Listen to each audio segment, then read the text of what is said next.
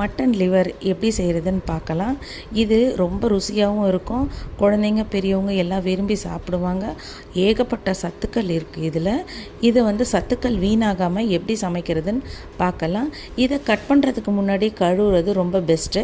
ஆனால் கடையில் கட் பண்ணி கொடுத்ததுனால ஜஸ்ட்டு ஒரு ரின்ஸ் பண்ணிக்கலாம். அதிக அளவில் அழுத்தி கசக்கி அப்படிலாம் கழுவ வேண்டாம். கழுவிட்டு அதில் இருக்க ஜவ்வு மட்டும் எடுத்துக்கிட்டால் போதும். மட்டன் ஈரல் ரெடி இப்போது சமைக்கிறதுக்கு. இதில் ஏகப்பட்ட சத்துக்கள் இருக்குது.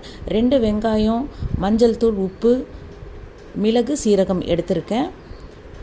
இதை ஒரு மிக்ஸி ஜாரில் போட்டு நல்லா அரைச்சிக்கலாம். 3 ஸ்பூன் அளவுக்கு மிளகு, 2 ஸ்பூன் அளவுக்கு சீரகம் போட்டு நல்லா பொடி பண்ணிக்கலாம்.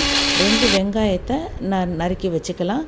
கடாய் நல்லா சூடானதுக்கப்புறம் 2 டேபிள் ஸ்பூன் அளவுக்கு எண்ணெய் போட்டு அதில் கடுகு போட்டுக்கலாம். கடுகு நல்லா வெடித்ததுக்கப்புறம் வெங்காயம், கருவேப்பிலை சேர்க்கணும். இப்போது இதில் இருக்க கொலைன் மூளையோட வளர்ச்சிக்கும் கட்டுமானத்துக்கும் ரொம்பவே உதவியாக இருக்கும்.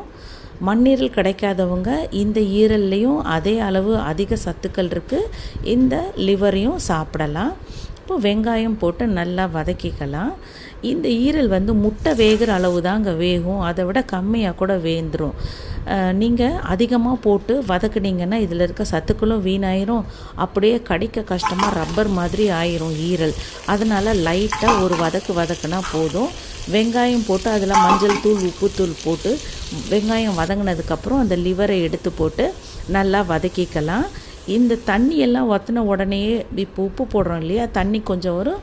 அது போன உடனே லிவர் நல்லா வெந்துடும்.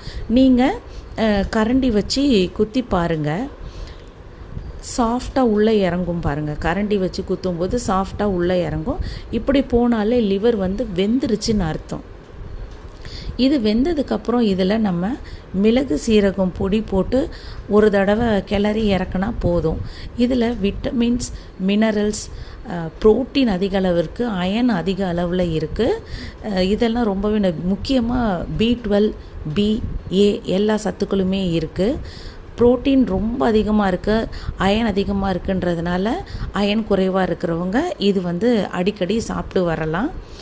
மண்ணீரல் தான் தேடணும்னு கிடையாது. இதுலேயுமே அதிக அளவு சத்து இருக்கிறதுனால இதுவுமே நம்ம சாப்பிடலாம். காப்பர், ஜிங்க் எல்லாமே இருக்குது இதில். சுட சுட சோறு போட்டு அருமையாக மட்டன் ஈரல் போட்டு சண்டேயில் நம்ம செஞ்சு சாப்பிடலாம். தேங்க்யூ ஃபார் வாட்சிங். சப்ஸ்கிரைப்.